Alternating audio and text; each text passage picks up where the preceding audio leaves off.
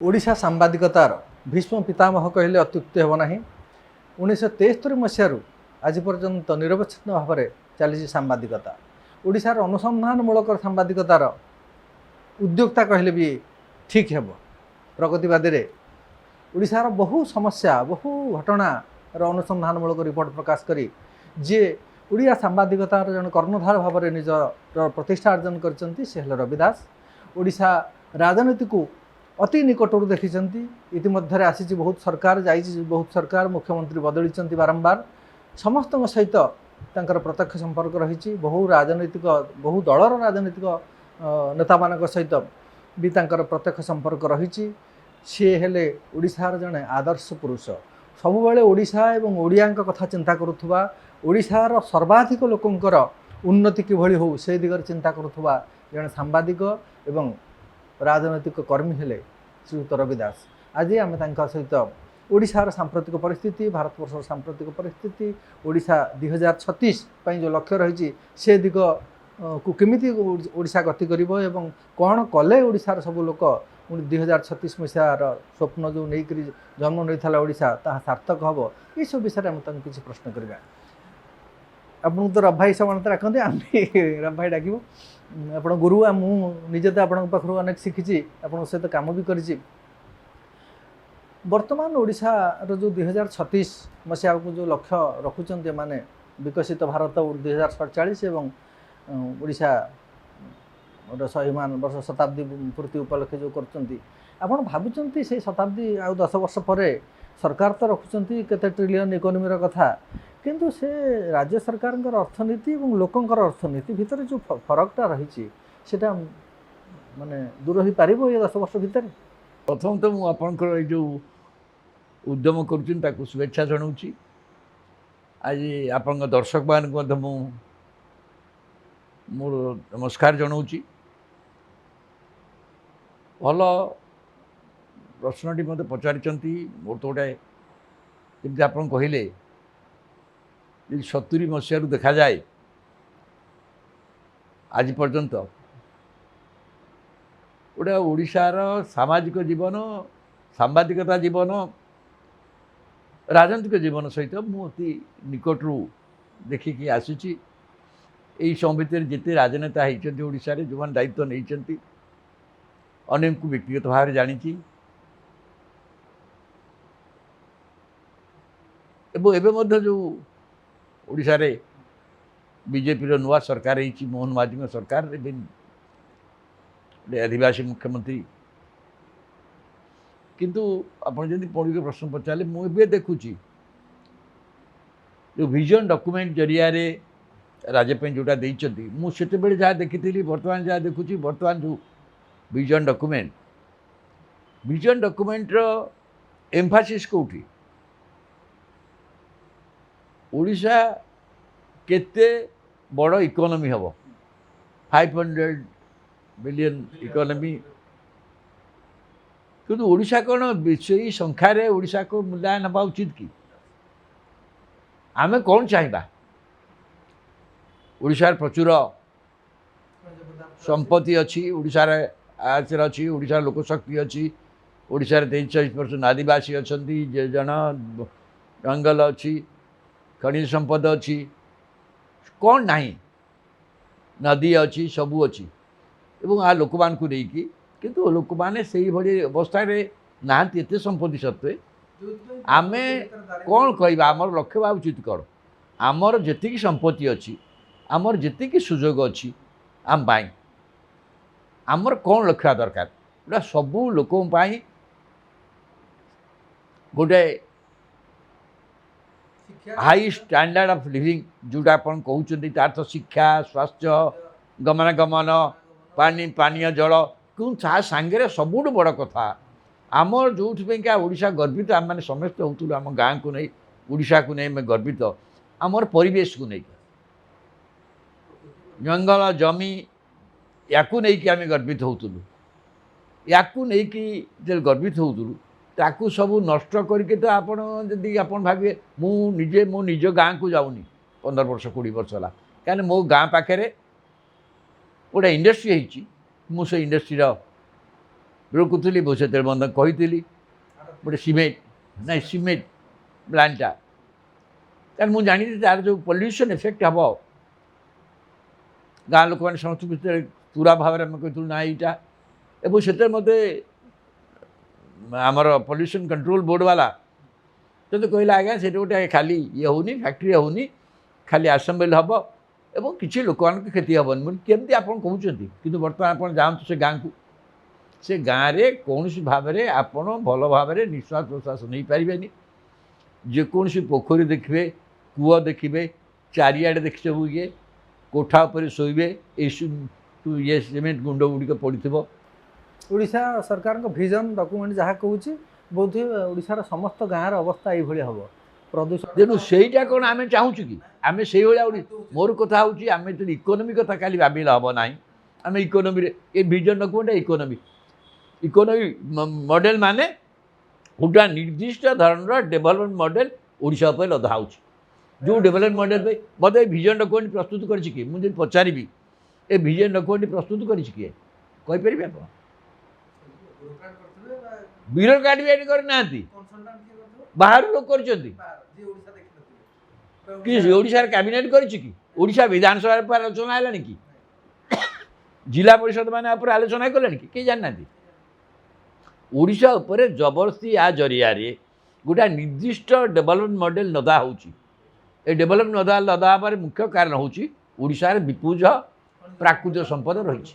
ଏ ପ୍ରାକୃତିକ ସମ୍ପଦ ପାଇଁକା ଗୋଟେ ଡେଭଲପମେଣ୍ଟ ମଡ଼େଲ ଏବଂ ସେଠି ଇକୋନୋମି କଥା କୁହାଯାଉଛି ସେ ଡେଭଲପମେଣ୍ଟ ମଡ଼େଲଟା ଗୋଟେ ନିର୍ଦ୍ଦିଷ୍ଟ ଡେଭଲପମେଣ୍ଟ ମଡ଼େଲ ଯେଉଁ ଡେଭଲପମେଣ୍ଟ ମଡ଼େଲକୁ ଆପଣ ଏଇଆକୁ ଯଦି ଆକ୍ସେପ୍ଟ କରିବେ ସେ ଡେଭଲପମେଣ୍ଟ ମଡ଼େଲକୁ ଆପଣ ଆକ୍ସେପ୍ଟ କରିବେ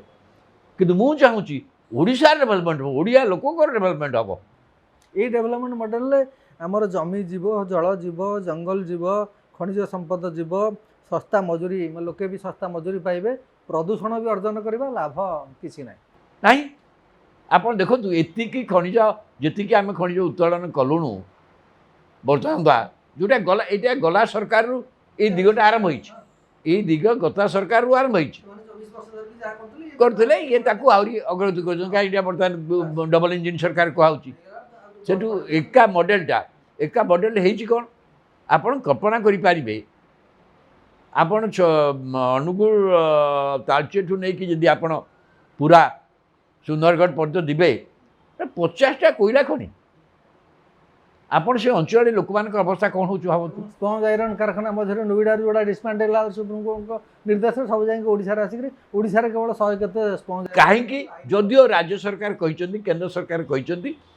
ଯେ ଫସିଲ ଫୁଏଲ ବ୍ୟବହାର 2070 ସୁଦ୍ଧା ଆଉ ହେବ ନାହିଁ ଭାରତବର୍ଷ କରିବନି ଇଣ୍ଟରନ୍ୟାସନାଲ ଏଗ୍ରିମେଣ୍ଟ ତେଣୁ 2070 ଭିତରେ ଓଡ଼ିଶାରେ ଯେତେ କୋଇଲା ଅଛି ତାକୁ ଶେଷ କରିଦେବା ପାଇଁ ସବୁ କୋଇଲା ଖଣି ଦେଇଦିଅ କୋଇଲା ଖଣି ଯେଉଁଠି ଅଛି କ'ଣ ଅଛି ସେଠି ଆମର ତ ଜାଣିଛନ୍ତି ଆପଣ 5 ଫୁଟ ଖୋଳିଲେ କୋଇଲା ବାହାରିବ ନା ସେଠି କ'ଣ ଅଛି ସେଠି ଜଙ୍ଗଲ ଅଛି ସେ ଲୋକମାନେ ବସବାସ କରୁଛନ୍ତି ଚାଷ ଜମି ଅଛି ଅନ୍ୟାନ୍ୟ ସୁବିଧା ଅଛି ବର୍ତ୍ତମାନ ସେ ଲୋକକୁ ହଟେଇକି ବର୍ତ୍ତମାନ ଆମେ ଖଣି କରୁଛୁ ସେ ଖଣିରେ ଯେଉଁଟା ଖଣି ଆପଣ କୋଇଲା ଖଣି ହେଉଛି ମୋଷ୍ଟ ପଲ୍ୟୁଟିଂ ଖଣିଜ ଇଏ ମୋଷ୍ଟ ପଲ୍ୟୁଟିଂ ଏବଂ ଖାଲି ସେଇଠି ପଲ୍ୟୁସନ୍ ସେ ଏଣ୍ଟାୟାର ଏରିଆର ଏବଂ ଖଣିଜ କୋଇଲା ଭିତ୍ତିକ ଶିଳ୍ପ ମଧ୍ୟ ଇଭିନ୍ ଯାହା ପ୍ଲାଣ୍ଟ ହେଉ କି ଯାହା ହେଉ ସିଏ ମଧ୍ୟ ଗୋଟାଏ ପଲ୍ୟୁଟିଂ କିନ୍ତୁ ତାକୁ କେତେ ମିନିମମ୍ କରାଯିବ ସେଇଟା କରିବା କଥା ଯେତିକି ଆବଶ୍ୟକ ସେତିକି କରିବା କଥା କିନ୍ତୁ ବର୍ତ୍ତମାନ କରାହେଉଛି ଆଖି ବୁଝା ଇଏ ଗୋଟେ ଆମେ ଭାବୁଛୁ ଆମର ଡେଭଲପମେଣ୍ଟ ହେଉଛି କ'ଣ ଡେଭଲପମେଣ୍ଟ ହେଉଛି ଏ ଡେଭଲପମେଣ୍ଟର ଯେଉଁ ହଉ କ'ଣ ରାଜସ୍ୱ କି ରାଜସ୍ୱ ଆଜ୍ଞା ରୟାଲ୍ଟି ଯେଉଁ ରୟାଲ୍ଟି ମଧ୍ୟ ବି ଇଦାଟ ରୟାଲ୍ଟି କେବେ ଫିକ୍ସ ହେଇଥିଲା ସେଇ ରୟାଲ୍ଟିରେ ଚାଲିଛି ରାଜସ୍ୱ ମଧ୍ୟ କ'ଣ ମିଳୁଛି ଯେଉଁମାନେ କ୍ଷତିଗ୍ରସ୍ତ ହେଉଛନ୍ତି ଦେଖୁଛୁ ରାଜ୍ୟ ଯେତିକି କ୍ଷତି କରୁଛି ୟା ଫଳରେ ଲାଭ କ'ଣ ପାଉଛି ରାଜ୍ୟ ଯେତିକି କ୍ଷତି କରୁଛି ତାର କିଏ କଷ୍ଟ ଆନାଲିସିସ୍ କଲାଣି କି ରାଜ୍ୟ କ୍ଷତି କରୁଛି କେତେ ଲାଭ ପାଉଛି କେତେ ସେଇଟା ଯଦି ନହେଲା ପର୍ଯ୍ୟନ୍ତ କିଛି ଅର୍ଥ ଅଛି କି କୌଣସି ଅର୍ଥ ନାହିଁ ଆପଣ ମୋତେ ଗୋଟେ ଦେଖନ୍ତୁ ଗୋଟେ କୋଇଲା ଓଡ଼ିଶାର ଗୋଟେ ଜାଗା ଖଣିଜ ସମ୍ପଦ ଭରା ରାଜ୍ୟ ଇଏ ଅଛି ଯେଉଁଠି ଲୁହା ପଥର ଅଛି ମାଙ୍ଗାନିଜ୍ ଅଛି ଇଏ ଅଛି ପ୍ରଚୁର ଖଣି ଉତ୍ପାଦନ ହେଉଛି କୋଇଲା ଏଣ୍ଟାୟାରଲି ଆଦିବାସୀ ବହୁଳ ଅଞ୍ଚଳ ସିଏ ବ୍ଲକର ଏତେ କୋଟି କୋଟି ଟଙ୍କା ଲକ୍ଷାଧିକ କୋଟି ଟଙ୍କାର ଖଣିଜ ଉତ୍ପାଦନ ହେଇଛି ସେଠୁ ଯେଉଁମାନେ କମ୍ପାନୀ ମାଲିକମାନେ 100 ଲକ୍ଷ ଲକ୍ଷ କୋଟି ଟଙ୍କା ଲାଭ ହେଇଛନ୍ତି ପ୍ଲେନ୍ କିଣୁଛନ୍ତି ଅମକ କିଣୁଛନ୍ତି କିନ୍ତୁ ସେ ବ୍ଲକର 90% ଲୋକ ବିଲୋ ଦି ପଭର୍ଟି ଲାଇନ୍ରେ ଅଛନ୍ତି। ଓଡ଼ିଶାରେ ତ 3 କୋଟି 55 ଲକ୍ଷ ଚାଉଳ ପାଉଛନ୍ତି, ଶସ୍ତା ଚାଉଳ ନାଇଁ ସିଏ ଆପଣ କୋଇଟା ମୁଁ କହିଲି ଯେଉଁଠି ହେଉଛି କ'ଣ କୁହାହେଉଛି କ'ଣ ନା ସରକାର କରିଦେଇଛନ୍ତି ମିନେରାଲ ଡେଭଲପମେଣ୍ଟ ଫଣ୍ଡ ଦିଆହେଉଛି। କ'ଣ ମିନେରାଲ ଡେଭଲପମେଣ୍ଟ ଫଣ୍ଡ? ସେ ମିନେରାଲ ଡେଭଲପମେଣ୍ଟ ଫଣ୍ଡ ଉପରେ ତାଙ୍କର ଅଧିକାର ନାହିଁ। ତାର ମାଲିକ ହେଉଛି କଲେକ୍ଟର। କଲେକ୍ଟର ସେୟା କରିବ ଯାହା ରାଜ୍ୟ ସରକାର ଚାହିଁବେ, ରାଜ୍ୟ ମୁଖ୍ୟମନ୍ତ୍ରୀ ଯାହା ଚାହିଁବେ ସେ ଅନୁସାରେ ସେ କରିବ। ତେଣୁ ଏଇ ଯେଉଁ କଥା କିନ୍ତୁ କ'ଣ ହେଉଛି ସିଏ ଯାହା ଉପରେ ଜୀବିକା ନିର୍ବାହ କରୁଥିଲା ସେ ଲୋକଟି ସେ ଜଙ୍ଗଲ ଜୀବିକା ନିର୍ବାହ କରୁଥିଲା ସେ ଯେଉଁ ଯାହା ଉପରେ ସେ ତାକୁ ତୁମେ ନଷ୍ଟ କରିଦେଲ। ସିଏ ବର୍ତ୍ତମାନ ତାର ନିଜର ଜାଳେଣୀ କାଠ ପାଇଁ ମଧ୍ୟ ତାକୁ 10 ମାଇଲ ଯିବାକୁ 5 ମାଇଲ ଯିବାକୁ ପଡ଼ିବ କାରଣ ସେଠି ନାହିଁ ଆଉ। ତ ଏଇଭଳି ଅବସ୍ଥାରେ କିନ୍ତୁ ତାର ଅବସ୍ଥାରେ କୌଣସି ଉନ୍ନତି ହେଲାନି।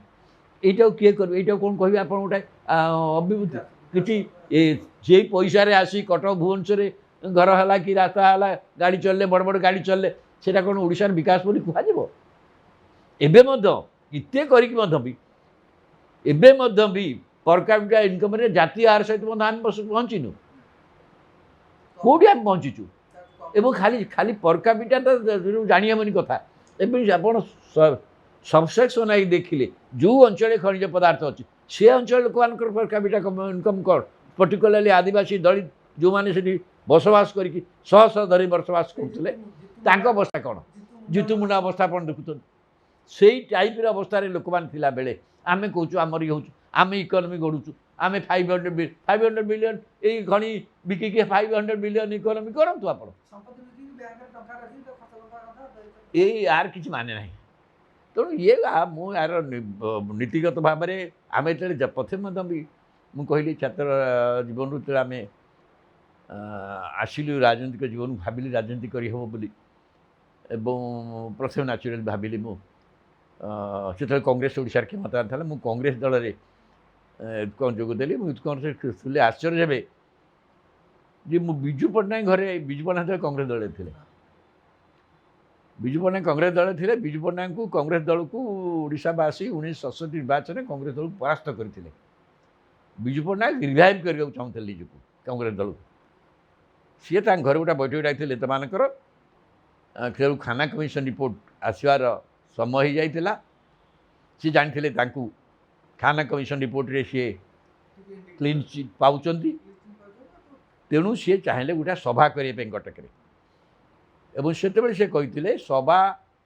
ମୁଁ କରିବାକୁ ଯିବା ପୂର୍ବରୁ ପ୍ରଥମେ ଛାତ୍ରମାନେ ଯଦି ନ ଚାହିଁବେ କରିବେନି କାରଣ ଛାତ୍ରମାନେ ତାଙ୍କୁ ମାରିଥିଲେ। 1964 ଛାତ୍ର ଆନ୍ଦୋଳନରେ ବିଜୁ ପଟ୍ଟନାୟକଙ୍କୁ କଟକରେ ଛାତ୍ରମାନେ ପିଟିଥିଲେ।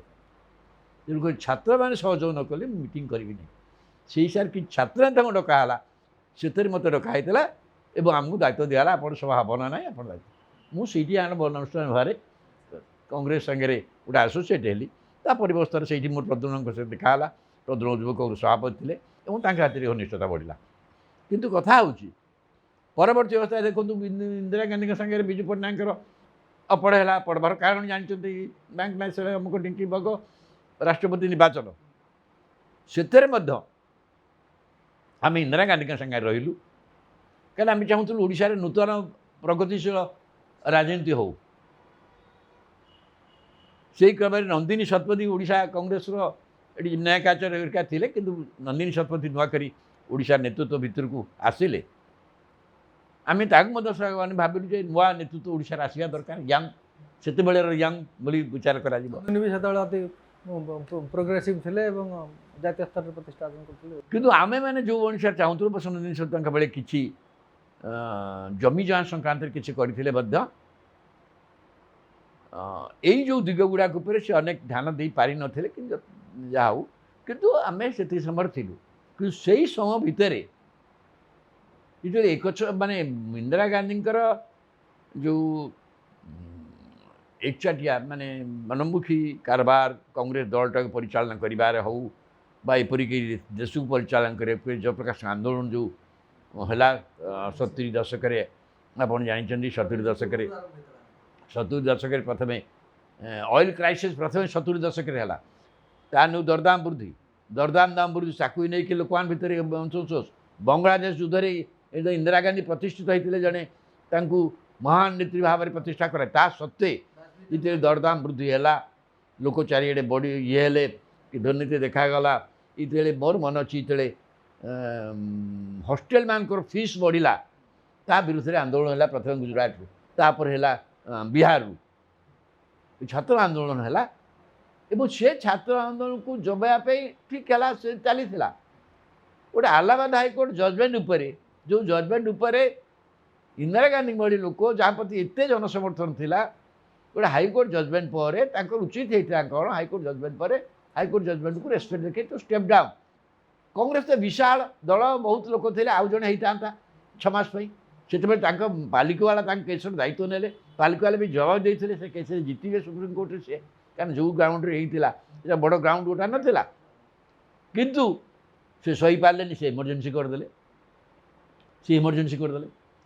ଏମର୍ଜେନ୍ସି କରିଦେଲୁ ଆମ୍ଭଳିଆ ଲୋକ ଯେଉଁମାନେ ଗଣତନ୍ତ୍ରକୁ ଭଲ ପାଏ ଆମେ କୌଣସି ପ୍ରକାର ସମର୍ଥନ କରିହେବନି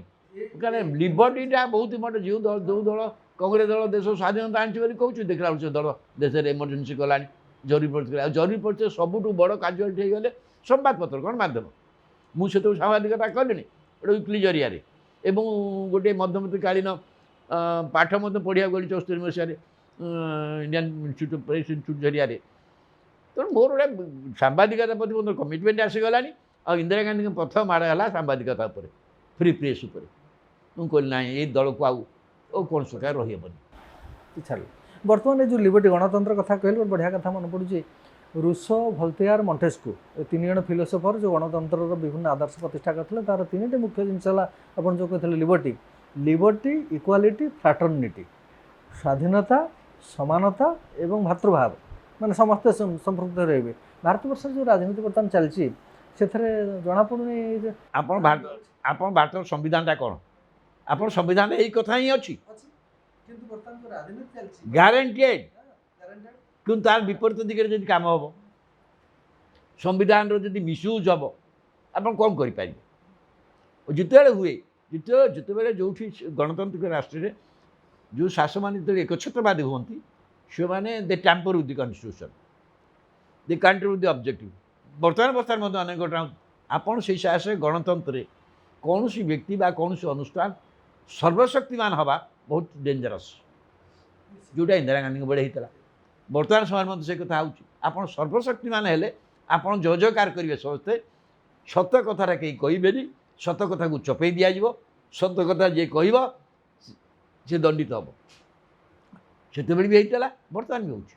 ସାମ୍ବାଦିକତା ସେତେବେଳେ ବି ଯେମିତି ରେଷ୍ଟ୍ରିକ୍ସନ୍ ଥିଲା ଭେଟିଂ କରାହେଉଥିଲା ଆଜିକାଲି ବି ଯାହା ଦେଖାହେଉଛି ଭାରତବର୍ଷରେ ସାମ୍ବାଦିକତାଟା ବିଶ୍ୱର ର୍ୟାଙ୍କିଙ୍ଗ ଦେଖିଲେ ନାଇଁ ବର୍ତ୍ତମାନ ତ ସାମ୍ବାଦିକତାକୁ ଖର୍ଚ୍ଚ କରିଗଲା ଆପଣ ଯେଉଁ ବର୍ତ୍ତମାନ କକରୋଚ୍ ପାର୍ଟି ଅଫ୍ ଇଣ୍ଡିଆ ଯେଉଁ କହିଛି ଯେ ପ୍ରଥମେ ଭାରତବର୍ଷର ଗଣମାଧ୍ୟମ ଉପରୁ ଆଗ ଏଇ କର୍ପୋରେଟ୍ କଣ୍ଟ୍ରୋଲରୁ ଆଗ ଗଣମାଧ୍ୟମ ମୁକ୍ତ କର ଆଦେନି ଆମ୍ବାନୀ ଏମାନଙ୍କ ତ କଣ୍ଟ୍ରୋଲ ଏଣ୍ଟାୟାର ଗଣମାଧ୍ୟମ ତେଣୁ ଏମାନଙ୍କ କଥା ଅନୁସାରେ ଚାଲିବ ଏବଂ ଅନ୍ୟାନ୍ୟ ଛୋଟ ଗଣମାଧ୍ୟମ ଏତେ ମାତ୍ରାରେ ଶୁଣନ୍ତୁ ସରକାରୀ ଗଣମାଧ୍ୟମ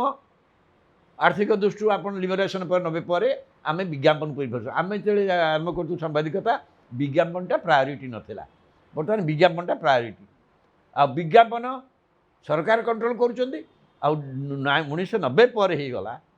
ବିଭିନ୍ନ ଘରୋଇ ବିଜ୍ଞାପନ ମଧ୍ୟ ସରକାର ନ ଚାହିଁଲେ କୌଣସି ଘରୋଇ ବିଜ୍ଞାପନ ମଧ୍ୟ ଆପଣଙ୍କୁ ବିଜ୍ଞାପନ ଦେବେନି ଦେଖୁନାହାନ୍ତି ଏଠି ଓଡ଼ିଶାରେ ଏଇ ନବୀନ ପଟ୍ଟନାୟକ ସରକାର ବେଳେ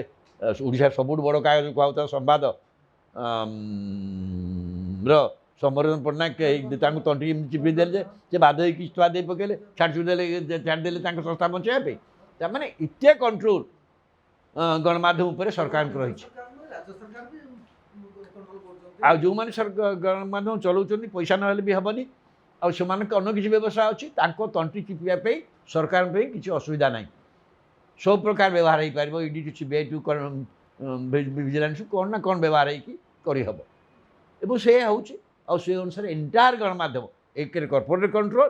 ବିଜ୍ଞାପନ କଣ୍ଟ୍ରୋଲ ଗଣମାଧ୍ୟମ ଯେଉଁଥିପାଇଁ ଗୋଦି ମିଡ଼ିଆ ବୋଲି କୁହାହେଉଛି ତା ବିରୁଦ୍ଧରେ ଅନ୍ୟ କିଛି ହେଇପାରିବନି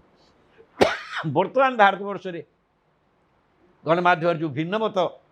ଆସୁଛି ସେଇଟା ମୋଷ୍ଟଲି ଆସୁଛି ୟୁଟ୍ୟୁବରଙ୍କ ଜରିଆରେ ସୋସିଆଲ ମିଡ଼ିଆରେ।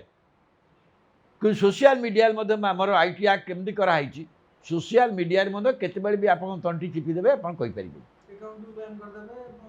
ଖୁସିରେ ବ୍ଲକ୍ କରିଦେବେ। ଇନଫର୍ମେସନ୍ ଟେକ୍ନୋଲୋଜି ଆକ୍ଟରେ ଏପରି ବ୍ୟବସ୍ଥା କରିଦିଆଯାଇଛି, ଇନଫର୍ମେସନ୍ ଟେକ୍ନୋଲୋଜି ଆକ୍ଟରେ ଯେଉଁ ଆମେଣ୍ଡମେଣ୍ଟ କରିଦିଆଯାଇଛି ସେଟା ପୁରା ରାଇଟ୍ ଟୁ ଇନଫର୍ମେସନ୍ଟା ମଧ୍ୟ ମିନିଂଲେସ୍ ହୋଇଗଲାଣି। ଇଭିନ୍ କରପ୍ସନ୍ ଆପଣ କହିଲେ ଯେ ଆପଣ ଗୋଟେ ଆପଣ ଜଣଙ୍କ ବିରୁଦ୍ଧରେ ଅଭିଯୋଗ ଛାପିବା ପୂର୍ବରୁ କୌଣସି ବ୍ୟକ୍ତି ବିଶେଷରେ ବିରୁଦ୍ଧରେ ତାର ମତ ନେଇକି ଛାପିବେ କୁହାହେଇଛି ତା ଦେହରେ। ଆରେ ତାର ମତ ନେଇକି ଛାପିବେ କ'ଣ?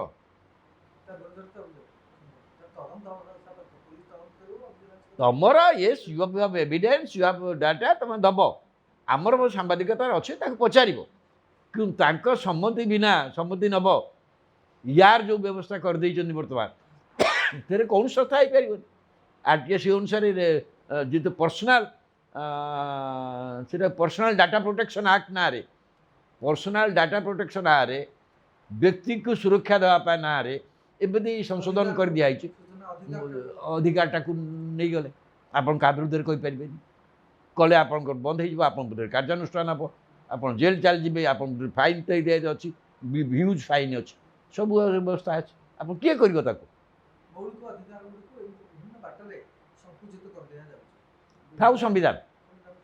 ଏବେ ତ ଦେଖନ୍ତୁ ସୁପ୍ରିମକୋର୍ଟ ବି ଗୋଟା କରିଦେଲେ। ମୁଁ କେମିତି ସୁପ୍ରିମକୋର୍ଟ କଲେ ତାକୁ ବୁଝିପାରୁନି। ଏସ୍ଆଇଆର୍ରେ ବର୍ତ୍ତୁତ ସୁପ୍ରିମକୋର୍ଟ କହିଦେଲେ କିନ୍ତୁ ମାନେ ନିର୍ବାଚନ କମିଶନ ସର୍ବେସର୍ବା, ସେ ଯାହା କହିବ ସେୟା ହେବ। କାହିଁକି? ସେଠି ଯେଉଁ ପ୍ରୋସିଜିଓର ଲ ଯେଉଁ ଇଏ ଥିଲା, ଆଗରୁ ଯେଉଁ ବ୍ୟବସ୍ଥା ଥିଲା, ତାକୁ ବାଦ୍ ଏତେ ବଡ଼ କଥା ହେଲେ, ଏତେ ଲୋକ ନାଗରିକତାର ବଞ୍ଚିତ, ଭୋଟ ଅଧିକାର ବଞ୍ଚିତ ହୋଇଗଲେ, ଗୋଟେ ବଡ଼ ବିବାଦ ହେଲା। ଏବଂ ଯେତେବେଳେ ଏଣ୍ଟାୟାର ଅପୋଜିସନ୍ କହୁଛି ଯେ ଇଲେକ୍ସନ୍ କମିଶନ୍ ଭର୍ଚୁଆଲି ସରକାରଙ୍କ ଏଜେଣ୍ଟ ଭାବରେ କାମ କରୁଛି ବୋଲି ସିଧାସଳଖ ଅଭିଯୋଗ ହେଉଛି, ସେତେବେଳେ ଏଇଟା ଦେଇଦେଲା ଫଳରେ ଏଇଟା ଷ୍ଟ୍ରେଙ୍ଗଦେନ୍ କରିଦେଲା ଇଲେକ୍ସନ୍ କମିଶନ୍। ଇଲେକ୍ସନ୍ କମିଶନ୍ ଆପଏଣ୍ଟମେଣ୍ଟଟା ଦେଖନ୍ତୁ ପୁରା ସରକାର ହିଁ ନିୟନ୍ତ୍ରଣ କରି ରଖିଛନ୍ତି, ଯେଉଁ ନୂଆ ଆଇନ ହେଇଛି। ତ ଏଇସବୁ ଜିନିଷକୁ ଯଦି ଠିକ୍ ନ ହେବ, ଗଣତାନ୍ତ୍ରିକ ବ୍ୟବସ୍ଥା ନ ରହିବ, ହେବ କେମିତି? ଗଣତନ୍ତ୍ର ମୂଲ୍ୟହୀନ। ଆମେ ପୁଣି ଓଡ଼ିଶା ପ୍ରସଙ୍ଗକୁ ଫେରିବା। ଓଡ଼ିଶା 1936 ମସିହାରେ ଯେଉଁ ଆକାଂକ୍ଷା ଅଭିଳାଷକୁ ନେଇକରି ଗଢ଼ା ହେଇଥିଲା ସ୍ୱତନ୍ତ୍ର ପ୍ରଦେଶ, 2036ରେ 100 ବର୍ଷ ହେବ। ଆମେ ଇଏ 80-90 ବର୍ଷ ଭିତରେ କ'ଣ ଦେଖିଲେ ଯେ ଓଡ଼ିଶାର ସବୁଠୁ ବଡ଼ ଶିଳ୍ପପତି ଅଣ ଓଡ଼ିଆ, ଓଡ଼ିଶାର ସବୁଠୁ ବଡ଼ ଲୁଗା ଦୋକାନ ଅଣ ଓଡ଼ିଆର, ଓଡ଼ିଶାର ସବୁଠୁ ବଡ଼ ସୁନା ଗହଣା ଦୋକାନ ବି ଅଣ ଓଡ଼ିଆର, ଓଡ଼ିଶାର ସବୁଠୁ ବଡ଼ କାର୍ ଶୋରୁମ୍ ବି ଅଣ ଓଡ଼ିଆର। ସବୁ କ୍ଷେତ୍ରରେ ଅଣ ଓଡ଼ିଆଙ୍କର ରାଜୁତି ଓଡ଼ିଶାରେ। ଏଇଥିପାଇଁ କ'ଣ ଓଡ଼ିଶା ଏକ୍ଜାକ୍ଟଲି ଓଡ଼ିଶା ସ୍ୱାଧୀନ ହେଇଛି, ଓଡ଼ିଶାର ବିକାଶ ହେଇଛି ବୋଲି କୁହାଯାଉଛି, ଓଡ଼ିଶା ଇକୋନୋମି ବଢ଼ିଛି ବୋଲି କୁହାହେଉଛି। କ'ଣ ନା ରାସ୍ତାଘାଟ ହେଇଛି। ରାସ୍ତାଘାଟ ନହେଲେ ତ ମାର୍କେଟିଂ ହେଇପାରିବନି, ରାସ୍ତାଘାଟ ନହେଲେ ତ ଖଣିଜ ପଦାର୍ଥ ଯାଇପାରିବନି। ସେଇଥିପାଇଁ ହେଇଛି ଗୁଡ଼ାକ। କିନ୍ତୁ ସେଇଟା ତ ବିକାଶ ନୁହେଁ। କିନ୍ତୁ ଓଡ଼ିଶାର ଓଡ଼ିଆଙ୍କର କ'ଣ ବିକାଶ ହେଇଛି? କ'ଣ ଯେଉଁଠି ଖଣିଜ ପଦାର୍ଥ ଥିଲା ସେଠି କେତେଜଣ ଓଡ଼ିଆ ଖଣି ମାଲିକ କାହିଁ ନାହାନ୍ତି? କେତେ ଓଡ଼ିଆ ଖଣି ମାଲିକ ଅଛନ୍ତି? ମୁଁ ଏବେ ଆଲୁଆଲିଆ କଥା ଦେଖୁଥିଲି, ସେତେବେଳେ ଆମେ ଯେଉଁ ମୁଁ କେସ୍ କରିଥିଲି ସେଥିରେ ମଧ୍ୟ ଆଲୁଆଲିଆ ମଧ୍ୟ ଥିଲେ ୱାନ୍ ଅଫ୍ ଦି ଯେଉଁମାନଙ୍କ ବିରୁଦ୍ଧରେ ଯେଉଁ ବଡ଼ ଖଣି ମାଲିକଙ୍କ ବିରୁଦ୍ଧରେ ତାଙ୍କ ନାଁ ବି ଥିଲା। ଆପଣ ବିଶ୍ୱାସ କରିବେ ସିଏ ବର୍ତ୍ତମାନ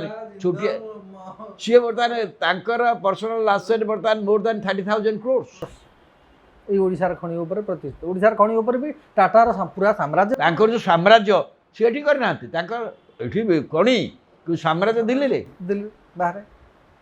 ତେଣୁ ଏଠି ଯେଉଁମାନେ କରିଛନ୍ତି, ଯେଉଁମାନେ ଏଠି କିନ୍ତୁ କିଛି ଲୋକ ଯେଉଁମାନେ ସରକାରୀ କଳେରେ ଅଛନ୍ତି ବା ଯେଉଁମାନେ ସରକାରୀ ଅଧିକାରୀ ଅଛନ୍ତି, ମନ୍ତ୍ରୀ ମଧ୍ୟ ଅଛନ୍ତି, କିଛି ବେନିଫିଟେଡ୍ ହେଇପାରିଥିବେ, ହେବା ସ୍ୱାଭାବିକ। କିନ୍ତୁ ଓଡ଼ିଆ ସାଧାରଣ ଓଡ଼ିଆ ଲୋକ ମୋତେ କୁହନ୍ତୁ, ମୋର କହିଦେଲି ଆପଣ କୋଇଡ଼ା କଥା କହିଲେ, ଆପଣ କେଉଁଝର କଥା କହିଲେ, ସବୁଠୁ ଯେଉଁଠି ବିଶେଷ ଆପଣ ବର୍ତ୍ତମାନ ଦେଖନ୍ତୁ ଓଡ଼ିଶାର ସବୁ ବକ୍ସାଇଟ୍ ଖଣି ବର୍ତ୍ତମାନ ସେଠି ଆପଣ ଏତେ ବକ୍ସାଇଟ୍ ଖଣି ଖୋଲିଦେଲେଣି। ସେଠି ବେଦାନ୍ତ ଅଛି, ସେଠି ବିର୍ଲାର ଅଛି, ସେଠି ବର୍ତ୍ତମାନ ଆଦାନୀକି ଦେଇଦେଲେଣି। But look at the condition in those areas. ବର୍ତ୍ତମାନ କଥା ହେଲା ତମେ ଯାଅ ଆମେ ଖଣିଜ କରିବୁ, କିନ୍ତୁ ଖଣିଜ କରିବା ନାଁରେ ପାହାଡ଼ ଜଙ୍ଗଲ ଜମି ଯେପରି ଭାବରେ ଇଏ କରାହେଉଛି ସେଥିରେ ଓଡ଼ିଶାରେ ଆଉ କେଉଁ କିଛି ବର୍ଷ ପରେ ଓଡ଼ିଶାରେ କୌଣସି ନଦୀ ତ କ'ଣ ଝରଣା ବି ରହିବନି। ଏଇ ଆମେରିକାର ରାଷ୍ଟ୍ରପତି ଡୋନାଲ୍ଡ ଟ୍ରମ୍ପ ଯେମିତି କରୁଛନ୍ତି, ଭେନେଜୁଏଲା ପେଟ୍ରୋଲ ନେବା ପାଇଁ ଗଲେ ତା ରାଷ୍ଟ୍ରପତି ବାନ୍ଧିକି ନେଇ ପଳେଇ ଆସିଲେ, କହିଲେ ସବୁ ଯାକ ପେଟ୍ରୋଲ ମୋର। ସେୟା କରୁଛନ୍ତି ବର୍ତ୍ତମାନ ଯେ ଭେନେଜୁଏଲା ପେଟ୍ରୋଲ ମୁଁ ଯାହାକୁ ଯାହାକୁ କହିବି ସେ କିଣିବ। ସେ ଇରାନର ନେବା ପାଇଁ ପେଟ୍ରୋଲ ଡିଲ୍ କରିବା ପାଇଁ ଯୁଦ୍ଧ ଗୋଟେ ଆରମ୍ଭ କରିଦେଇ ଚଲେଇଛନ୍ତି ଆଉ ଡିଲ୍। ଏକ୍ଜାକ୍ଟଲି ଯେଉଁ ଅନେକ କହୁଛନ୍ତି ମଧ୍ୟପ୍ରାଚ୍ୟରେ ଯେଉଁ ଯୁଦ୍ଧ ଚାଲିଛି ତା ପଛରେ ତାଙ୍କର ଗୋଟେ ବଡ଼ ସ୍ୱାର୍ଥ ଅଛି। ଏମିତି ଗୋଟେ ସଙ୍କଟ ହେଲେ ଯେଉଁ ଏନର୍ଜି କ୍ରାଇସିସ୍ ସାରା ବିଶ୍ୱରେ ଦେଖାଯାଇଛି, ଯଦି ଏଠି ମିଳୁନି, ଏଠି ମୋ ପାଖରେ ଅଛି ନିଅ, ଭେନେଜୁଏଲାକୁ ନେଇଯାଇଛି ମୁଁ ନିଅ, ଅଧିକା ଦାମ୍ ଅଛି ନେଇକି ନିଅ। ବର୍ତ୍ତମାନ ଯାଉଛନ୍ତି ସମସ୍ତେ ବାଦ। ଆମେରିକା ବି ଆମେ ବି ଯାଇନୁ ସେଠି, ଆମେ ରଷିଆରେ ହେଇପାରିଲାନି, ଆମେ ଭେନେଜୁଏଲାକୁ ଆମେ ଗଲୁ, ଆମେରିକାକୁ ସିଏ ଏଇଟାକୁ। ତେଣୁ ଏଇ ଯୁଦ୍ଧଟାକୁ ଯେତିକି ଲିଙ୍ଗର କରାହେଉଛି ଭେନେଜୁଏଲା ତେଲ ସେତିକି ବିକ୍ରି ହେଉଛି, ବିକ୍ରି ହେବ, ଦାମ୍ ବି ବଢ଼ୁଛି। ତାମାନେ ଆମେରିକା କମ୍ପାନୀ ଲାଭବାନ ହେଉଛନ୍ତି। ଏଇ ଯେଉଁ କଥା ଗୁଡ଼ିକ ସେଇଟା କରିବା ପଛରେ ସମସ୍ତେ କହୁଛନ୍ତି। ମୋର କିନ୍ତୁ କଥା ହେଉଛି ଓଡ଼ିଶା ଭଳିଆ ଗୋଟେ ରାଜ୍ୟରେ, ଓଡ଼ିଶା ଭଳିଆ ଗୋଟେ ରାଜ୍ୟରେ ଓଡ଼ିଆ ଲୋକମାନଙ୍କର ଆମେ କ'ଣ କହୁଛୁ, ଆମେ ମୁଁ ସେଇ ସାହସ କହିଲି, ଆମେ ବରାବର ମୁଁ କହି ଆସିଛି, ଆମେ ସେତେବେଳକୁ ଆସିଲା ପରେ ଆପଣ ଦେଖି ଆସିଥିବେ ମୁଁ ସାମ୍ବାଦିକତା ଭିତରେ ଓଡ଼ିଆ ମାନଙ୍କ ଭିତରେ ଓଡ଼ିଆ ଜାତୀୟତା ନେଇକି ଲୋକମାନଙ୍କ ଭିତରେ ଆଶୁ ପ୍ରେରଣା, ଓଡ଼ିଆ ଜାତୀୟତା ଯେଉଁଟା ମଧୁବାବୁଟି ଓଡ଼ିଆ ଜାତୀୟତାର ମୁଁ ଜଣେ ପ୍ରତିଷ୍ଠାତା ବୋଲି ଭାବୁଛି। ଓଡ଼ିଆ ଜାତୀୟତା, ସେ ଓଡ଼ିଆ ଜାତୀୟତାଟାକୁ ମୁଁ ଯେଉଁ ସମୟରେ ଅନେକ ସମୟରେ ମଧ୍ୟ ବିଜୁ ପଟ୍ଟନାୟକ ସେଥିରେ ଆମର ଅନେକ ବିଷୟ ଡିପେଣ୍ଡ ଥିଲେ ମଧ୍ୟ ବିଜୁ ପଟ୍ଟନାୟକ ସେଇ ଓଡ଼ିଆ ଜାତୀୟତା ଗୋଟେ କଥା କହିବା ଫଳରେ ହଁ ଖାରବେଳଙ୍କୁ ନେଇକି ରଖିଥିଲେ, ସିମ୍ବଲ ଭାବେ ରଖିଥିଲେ, ଖାରବେଳଙ୍କୁ ନେଇ ରଖିଥିଲେ। ତ ସେଇ ଯେଉଁ ଜିନିଷ ଥିଲା ସେଇଟା କାହିଁକି ଦରକାର ପଡ଼ୁଛି ଏଇ କଥା କହିବାର ଆବଶ୍ୟକତା ଇଚ୍ଛା ପଡ଼ୁଛି। ନହେଲେ ଓଡ଼ିଶାଟା ଆମର ବିକାଶ ହେଉଛି ବୋଲି କୁହାଯିବ, କିନ୍ତୁ ଓଡ଼ିଆଙ୍କର ବା ଓଡ଼ିଶା ନଥିବ। ଓଡ଼ିଶାର ସମସ୍ତ ସମ୍ପତ୍ତି ଅଣ ଓଡ଼ିଆଙ୍କ ହାତକୁ ପଳାଉଛି ଏକଦମ ବିଲକୁଲ ମୂଳରୁ ଶେଷ ପର୍ଯ୍ୟନ୍ତ। ମୋର କହିବା କଥା ହେଉଛି ଆପଣ ଯେଉଁ ବିକାଶ କଲେ, ଆପଣ କାହିଁକି କଲେ, କାହିଁକି ଏଇଟା ଯେକୌଣସି ସରକାର କରିବା ଉଚିତ ଯେ ସେହିସବୁ ଅଞ୍ଚଳରେ ଯେଉଁ ଅଞ୍ଚଳର ଲୋକମାନେ ଶହ ଶହ ବର୍ଷ ଧରି ତାପରେ ସେଇ ଖଣିଜ ସମ୍ପଦ ଉପରେ ଶୋଇଥିଲେ, ପାହାଡ଼ ଜଙ୍ଗଲ ଭିତରେ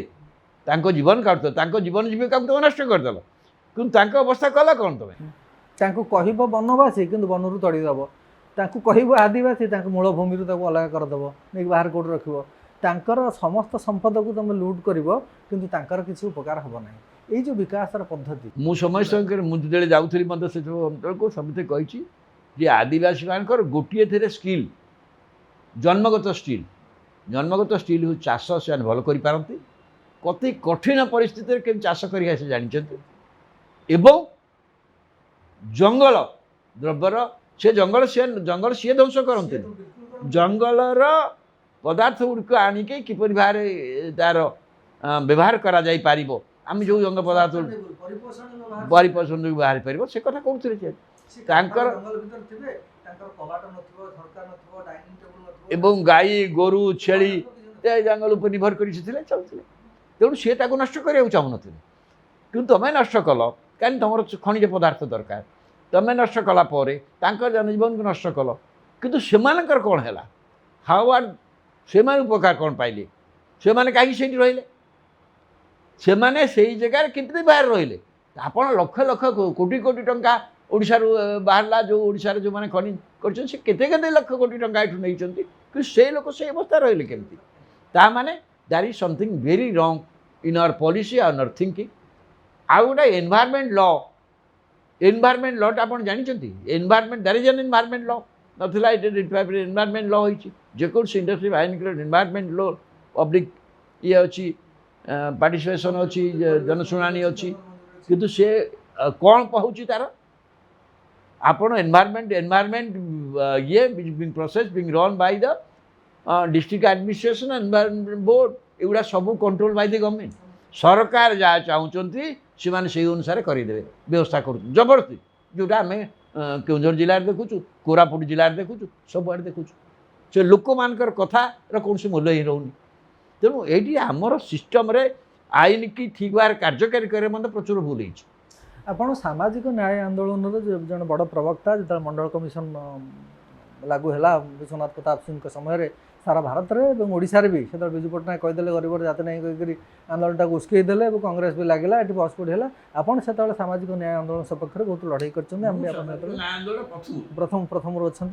ओडिशार से सामाजिक परिस्थिति देखिले ये 22-23% आदिवासी 18% दलित आउ पाखापाखि 50% होती पछुआ वर्ग अन्य पछुआ वर्गर लोक ये संख्या है 90% आउ 10% साधारण और अन्य धर्म लोक रहिले ये जो 90% लोक नहीं तादी आप मिसेबे मुस्लिम आ ख्रिस्टियान सी आउ 4-5% लोक से इक्वाली भेरी पुअर गरीब श्रेणी लोक यही जगतर लोक मैंने धीरे धीरे वृत्तिहीन हो जाती आमर काचरा कंसारी थटारी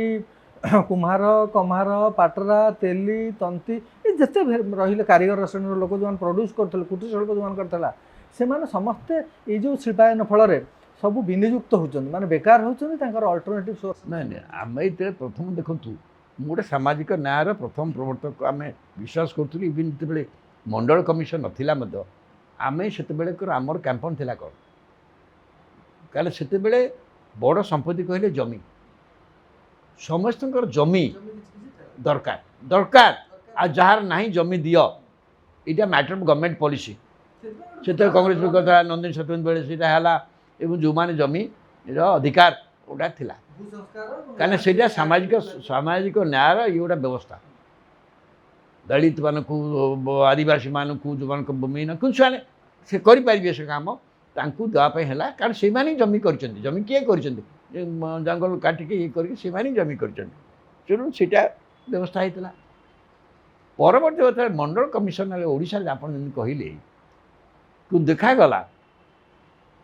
ओडिशा रे जार शिक्षा प्रसार है पूर्व है पर भी है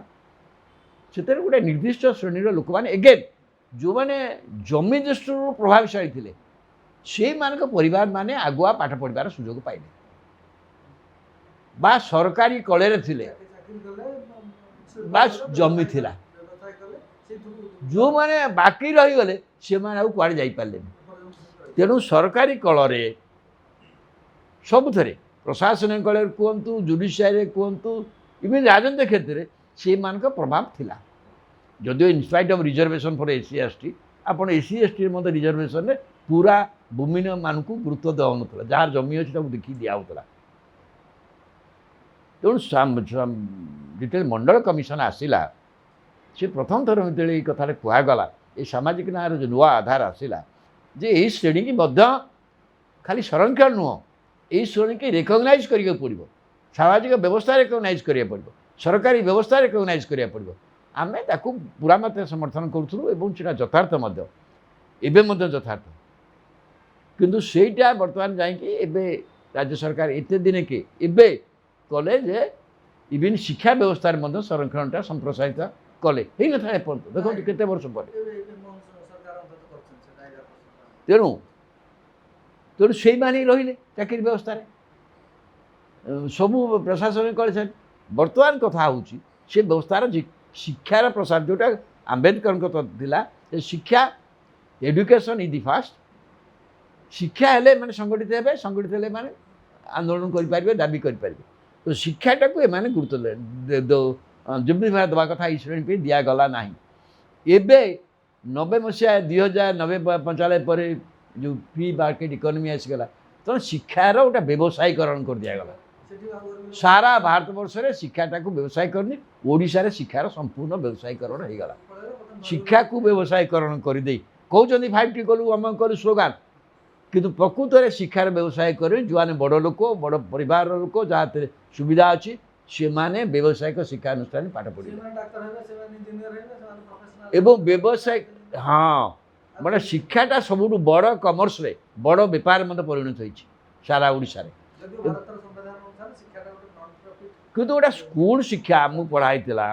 संविधान व्यवस्था एटलिस्ट स्कूल शिक्षाटा खाली बाध्यतामूलक नुह सीटा फ्री समस्त को दि जाए उचित एवं समान शिक्षा दि जाए उचित यहाँ तार कंपलसरी मैंडेटरी करवा उचित से करागला जो मैंने बड़ लोक से पढ़ुना आपड़ देखो बर्तमान आउ बर्तमान जो मैंने आउ टे बड़ लोक हो जाए बर्तमान भारत वर्ष मिलियन आय बढ़ुं बढ़ुं से माने यही जो सरकारी स्कूल रे आ न पढ़ी से विदेश के पढ़े से प्रतिशत ता पिला स्कूल मन विदेश के पढ़े कॉलेज के विदेश आ भारत वर्ष पढ़ा चाहूना इे बर्तमान विदेश जो ओडिशा भारत वर्ष विदेशी भंडार संकट हो गला से कथा बर्तमान प्रधान कौच आ विदेश किंतु विदेश तो केते लोक विदेश भारत वर्ष विदेश में पढ़ुवा लोक संख्या पिला संख्या सारा विश्व में सर्वाधिक लोक जे विदेश पाठ पढ़ुवा लोक हूँ भारत वर्ष लोक पीजी इकोनॉमी आसला परे ये जो लिबरालाइजेशन ग्लोबालाइजेशन और प्राइवेटाइजेशन इकोनॉमी आसला परे आ गोटे कथा लक्ष्य करेंगे धीरे धीरे भारत वर्षटा ओपन अप हो एफडीआई फॉरेन डायरेक्ट इन्वेस्टमेंट को हो कांग्रेस समय से उपा सरकार समय अल्प अल्प था 28% ये सरकार समय बोधे 100% हो गला आप foreign insurance company foreign educational universities foreign डाक्तरखाना इवन डिफेन्स सब थे देदेले ता सत्वे ना से माने कहउछन ता नहले भारत वर्ष रही पारि किंतु कथा होची जोठी ता सत्वे भारत वर्ष इनोवेशन कहीं होनी भारत वर्ष यूनिवर्सिटी विश्वर 100टा यूनिवर्सिटी भीतर भारत वर्ष कौन यूनिवर्सिटी 500टा यूनिवर्सिटी भारत यूनिवर्सिटी आसुनी कहीं इनोवेशन कहीं होनी आईटी क्षेत्र में आम पछरे किसी अग्रगति करूँ कि भारी इनोवेशन बर्तमान ये जाए पहुँचला आप इनोवेशन ना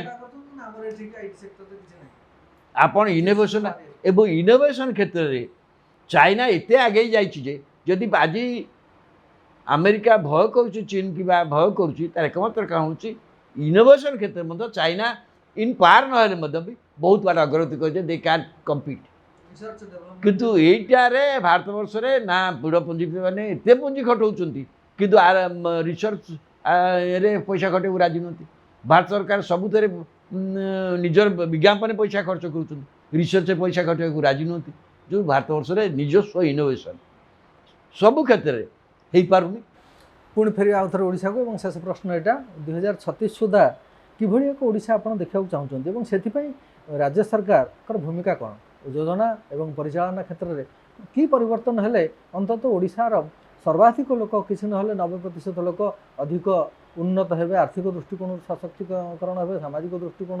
अब जो बास विचार न बासन व्यवस्था अंततः न पाठ साठ पढ़ी समस्त रोजगारक्षम हो पार अधिक एक्जाक्टली आम चाहूँ समस्ते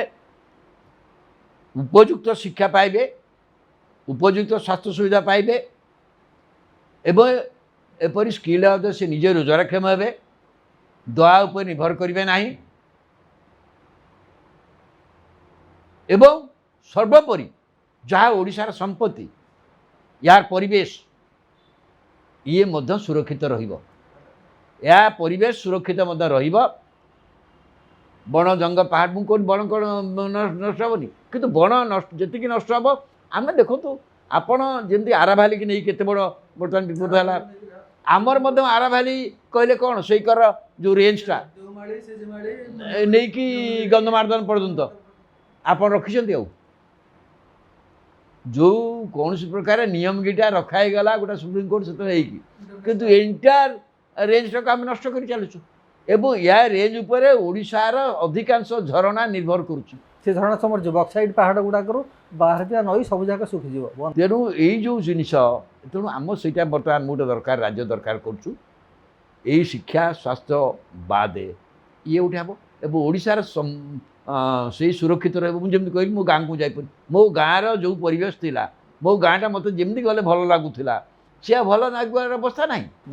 तापर गाँव रास्ता गुड़ा सब सीमेंट बिक्री हम बोले अधिक गाँव रास्ता सब कंक्रीट करदे से कंक्रीट फल खरा दिन एत ताती हो गाँव रास्ता तातिक घर को तत दूसरी एवं आमको बर्तमान चिंता करने पड़ो जे खाली जो टाउन प्लानिंग भी टाउन गोटे कंक्रीट सहर कर लाभ ना कि आम कौन कले कहीं जो भाव में उत्ताप होची जो भाव में ओडिशार भी 40-45 डिग्री उत्ताप पहुँचला आप देखो शेखर अंचल सब अधिक एवं आज जहाँ देलानी पाणीपाग विभाग जहाँ देलानी भारत वर्षर अधिकांश अंचल निआरे जलिया जाऊँच northern India even north eastern को गलानी पारे एयर पोल्यूशन मात्रा बहुत कदर्य से क्षेत्र में यहीटा गोटे प्रायोरीटी भाव में आप जो कहले 2036 सुधा आम ये गोटे सुंदर राज्य चाहूँ जो थे यही ନିଶ୍ୱାସ ନେବା ପାଇଁ ଆମକୁ କଷ୍ଟ ଭୋଗ କରିବାକୁ ପଡ଼ିବନି ଏଇଭଳି ଗୋଟେ କରିବାକୁ ପଡ଼ିବନି ଆମେ ସଷ୍ଟେନେବଲ୍ ଡେଭଲପମେଣ୍ଟ ହେବ ସେଇଭଳିଆ ବ୍ୟବସ୍ଥା ମୋର କଥା ହେଉଛି ଯେଉଁ ଭିଜନ ଡକୁମେଣ୍ଟ ଦିଆହେଇଛି ମୋର କଥା ହେଉଛି ଭିଜନ ଡକୁମେଣ୍ଟ ଆସିକି ପ୍ରଧାନମନ୍ତ୍ରୀ କରିଦେଇ ଗଲେ ମୋର କଥା ହେଉଛି ଭିଜନ ଡକୁମେଣ୍ଟ ଉପରେ ରାଜ୍ୟରେ ଆଲୋଚନା ହେଲାଣି କି ରାଜ୍ୟ ବିଧାନସଭା ଆଲୋଚନା କଲାଣି କି ରାଜ୍ୟର ଜିଲ୍ଲା ପରିଷଦ ଗୁଡ଼ିକ ଉପରେ ଆଲୋଚନା କଲାଣି କି କାହିଁକି ହେବନି ତାହେଲେ ତ ସେମାନେ କହିବେ ଲୋକ କ'ଣ ଚାହୁଁଛନ୍ତି ହାଉ ଆର୍ ଦ ତମେ ସ୍କୁଲ ଏଇଆ କରିବ ବୋଲି କହିଦେଉଛ ଏଡୁକେସନ୍ ଭିତରେ କରିବେ କ'ଣ ହ୍ୱାଇ କେଉଁ ଅବସ୍ଥାରେ ଅଛି ବର୍ତ୍ତମାନ ସ୍କୁଲ ଏବଂ ଗୋଟିଏ କଥା କାହିଁକି କେତେବେଳେ ହେବ ସ୍କୁଲ ଯେଉଁଦିନ ରାଜ୍ୟ ସରକାର ନିଷ୍ପତ୍ତି କରିବେ ମୁଁ କହିଲି ଆଟଲିଷ୍ଟ ଦ୍ୱାଦଶ ଶ୍ରେଣୀ ପର୍ଯ୍ୟନ୍ତ ସ୍କୁଲ ଶିକ୍ଷା କମ୍ପଲସରି ଫ୍ରି କ୍ୱାଲିଟେଟିଭ୍ ଏବଂ ସମସ୍ତଙ୍କ ପାଇଁ ସମାନ ଉପଲବ୍ଧ ସବୁଠି ସମାନ ଯେଉଁ ସ୍କୁଲକୁ ଯିବେ ସମାନ ଘର ସମାନ ସୁବିଧା ଏଇ କଥା କରିବା ପାଇଁ ରାଜ୍ୟ ପାଖରେ ସମ୍ବଳ ଅଛି କାହିଁକି କରିପାରିବନି ଏବଂ ଏଇ ଯେଉଁ ଏନ୍ଓସି ଜରିଆରେ ଯେଉଁ ପ୍ରାଇଭେଟ୍ ସ୍କୁଲ ପାଇଁ ଏନ୍ଓସି ବନ୍ଦ ହେବା ଦରକାର ହ୍ୱାଇ ଆର୍ ୟୁ ଓପନିଂ କାରଣ ରାଜ୍ୟ ସରକାର ବିଫଳ ହେଲେ ତ ତାକୁ ଦେବା ଅନୁମତି ଦେବ ସମାନ ଆମେ ଶ୍ରୀଯୁକ୍ତ ରବି ଦାସଙ୍କ ଠାରୁ ଯିଏକି ଓଡ଼ିଶା ସାମ୍ବାଦିକତାର କେବଳ ଭୀଷ୍ମ ପିତାମହ ନୁହନ୍ତି ଓଡ଼ିଶା ରାଜନୀତିକି ଗତ 6 ଦଶନ୍ଧି ଧରିକରି ଅତି ଘନିଷ୍ଠ ଭାବରେ ଅତି ପାଖରୁ ଦେଖିଛନ୍ତି ଏବଂ ଅନୁସରଣ କରିଛନ୍ତି ଏବଂ ସବୁବେଳେ ଓଡ଼ିଶାର ବୃହତ୍ତର ଜନଗୋଷ୍ଠୀ କିଭଳି ଅଧିକ ଉପକୃତ ହେବେ ରାଜ୍ୟ ସରକାରଙ୍କର ଯୋଜନା ଏବଂ ପରିଚାଳନାରୁ ସେ ବାବଦରେ ଚିନ୍ତା କରି ଆସିଛନ୍ତି ତାଙ୍କ ସହିତ ଆମେ କିଛି ସମୟ ବିତେଇଲେ ଏବଂ ବହୁ ଭଲ କଥା ସେ କହିଲେ ସେହି ଅନୁସାରେ ରାଜ୍ୟ ସରକାର ପରିଚାଳନା ହେବା କଥା ଓଡ଼ିଶାବାସୀ ବି ସେ ଦିଗକୁ ହୃଦବୋଧ କରିବା ଦରକାର ସେ ଯାହା କହୁଛନ୍ତି ଆମର ପରିପୋଷଣୀୟ ବିକାଶ ଦରକାର ନା ଧ୍ୱଂସାଭିମୁଖୀ ବିକାଶ ଦରକାର ଆମର ସମସ୍ତେ ଏବଂ ଏଇଟା ହେଇପାରିବ ଓନ୍ଲି ସେତିକି ବେଳେ ହେଇପାରିବ ମୁଁ କାହିଁକି କହୁଛି ଯେଉଁମାନେ ସାରା ଭାରତବର୍ଷରେ କହୁଛନ୍ତି ଆଞ୍ଚଳିକ ଦଳ ଚାଲିଗଲା ଏବେ ଗୋଟେ ନାରେଟିଭ୍ ଚାଲିଛି କେମିତି ଆଜ୍ଞା 140 କୋଟି ଦେଶ ଏଇଟା ଫେଡେରାଲ ସିଷ୍ଟମର କଣ୍ଟ୍ରି ପ୍ରତ୍ୟେକ ରିଜିଅନ୍ର ନିଜର ଆସ୍ପିରେସନ୍ ଅଛି ପ୍ରତ୍ୟେକ କମ୍ୟୁନିଟିର ନିଜର ଆସ୍ପିରେସନ୍ ଅଛି ହାଉ ଦ ରିଜିଅନାଲ ପାର୍ଟି ଫିନିଶ୍ ହେଇଗଲା ମାନେ ଲୋକଙ୍କୁ ଆସ୍ପିରେସନ୍କୁ ଆପଣ ସପ୍ରେସ୍ କରିଦେବେ ତେଣୁ ଆଞ୍ଚଳିକ ଦଳ ନିଶ୍ଚିତ ରହିବ ଏବଂ ଆଞ୍ଚଳିକ ଦଳ ହିଁ ରାଜ୍ୟର ସ୍ୱାର୍ଥ ବିଶେଷ ରକ୍ଷା କରିବେ ବିଜେଡ଼ି ହେଲାନି ବିଜେଡ଼ି କାରଣ ବ୍ୟକ୍ତିଗତ ସ୍ୱାର୍ଥରେ ଚାଲିଗଲା କିନ୍ତୁ ଆଞ୍ଚଳିକ ବା ଯାହାକୁ କୁହନ୍ତି ଓଡ଼ିଆ ନ୍ୟାସନାଲ ଆଞ୍ଚଳିକ ବାଦ ରହିଲେ ହିଁ এই যে ଓଡ଼ିଶାର ବିକାଶ କଥା ମୁଁ ଯେଉଁଠି ସେ ଲଢ଼ିପାରିବେ ମୁଁ କହୁନି ଜାତୀୟ ବିକାଶଠୁ ସେ ଭିନ୍ନ ବୋଲି କିନ୍ତୁ ସେ କଥାରେ ଯଦି ଅଙ୍ଗୀକାର ନ ରହିବ ହେଇପାରିବ କିଏ କେବେ ତେଣୁ ଆଞ୍ଚଳିକ ଦଳ ରହିବା ଦରକାର କିଏ କହୁଛି ଆଞ୍ଚଳିକ ଦଳ ରହିପାରିବେନି କାହିଁ ରହିପାରିବେ ଆମେ ସବୁ ଆଞ୍ଚଳିକ ଦଳ ହରେଇ ଦେଲୁ ଆରେ କ'ଣ ଆଞ୍ଚଳିକ ଦଳ ହରେଇ ଦେବ ତ ଆମେ ଭାରତବର୍ଷ ଲୋପ ପାଇଯିବ ନିଶ୍ଚିତ ଆମର ଭାଷା ଅଲଗା ଆମର ସଂସ୍କୃତି ଅଲଗା ଆମର ପୋଷାକ ଅଲଗା ବିଭିନ୍ନ ଭାବରେ ଭାରତବର୍ଷର ଲୋକ ସଂସ୍କୃତି ସବୁ ପ୍ରଦେଶର ଅଲଗା ଅଲଗା ତେଣୁକରି ସମସ୍ତଙ୍କର ସ୍ୱାର୍ଥ ଅଛି ସମସ୍ତଙ୍କର ଭାଷା ମତ ଅଛି ଆକାଂକ୍ଷା ଅଛି ଆଶା ଅଛି ସେହି ଅନୁସାରେ ସେମାନଙ୍କର ନିଜସ୍ୱ ଦଳ ଗୁଡ଼ିକ ତାଙ୍କୁ ଦାବିକୁ ହୁଏତ ଗ୍ରହଣ କରିବେ ଏବଂ ତାଙ୍କ ଦାବି ପୂରଣ କରିବାକୁ ଚେଷ୍ଟା କରିବେ ଜାତୀୟ ସ୍ତରର ଦଳ ସବୁଠି ଯଦି ଶାସନ କରିବ ଯାହା ବର୍ତ୍ତମାନ ଅଛି ଯାହା ଆଗରୁ ବି ଥିଲା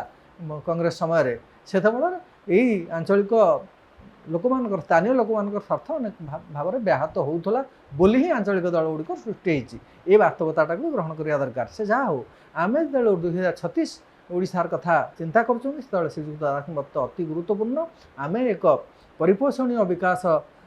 ନେବା ନା ଏକ ଧ୍ୱଂସାଭିମୁଖୀ ବିକାଶ ନେବା ଯେଉଁଥିରେ ଆମ ପରିବେଶ ନଷ୍ଟ ହେବ ଆମ ଜଳ ଜମି ଜଙ୍ଗଲ ସବୁ ନଷ୍ଟ ହେଉଛି ଏବଂ ଆମ ଜୀବନ ବି ଅତି କଷ୍ଟକର ହେଇଯାଉଛି ସେଭଳି ବିକାଶରୁ ଦୂରେଇ ରହି ଅନ୍ତତଃ ଏକ ସମାବେଶୀ ଅନ୍ତର୍ଭୁକ୍ତିକରଣ ଯାହା ସମସ୍ତଙ୍କୁ ନେଇକରି ଯେଉଁ ସମାବେଶୀ ବିକାଶର ଧାରା ଏବଂ ପରିପୋଷଣୀୟ ବିକାଶର ଧାରା ଗ୍ରହଣ କରିବା ଉଚିତ ରାଜ୍ୟ ସରକାର ନିଶ୍ଚିତ ଭାବରେ ନହେଲେ ଓଡ଼ିଶା ଧ୍ୱଂସ ପଥରେ ଯେମିତି ଚାଲିଛି ସେମିତି ଅଧିକ ତ୍ୱରାନ୍ୱିତ ଗତିରେ ଚାଲିବ ଧନ୍ୟବାଦ ଏବଂ ନମସ୍କାର।